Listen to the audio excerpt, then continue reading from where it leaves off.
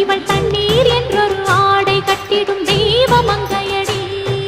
தையம் தீயம் தக்கு தீயம் தக்கு தையம் தீயம் தக்கு தீயம் தக்கு தையம் தீயம் தக்கு தீயம் தக்கு தையம் தீயம் தக்கு தீயம் தக்கு. தை பொங்கலும் வந்தது பாலும் பொங்குது பாட்டு சொல்லடியோ மன்ன மங்கையர் ஆடிடும் மகா நதியை போற்றி சொல்லடியோ.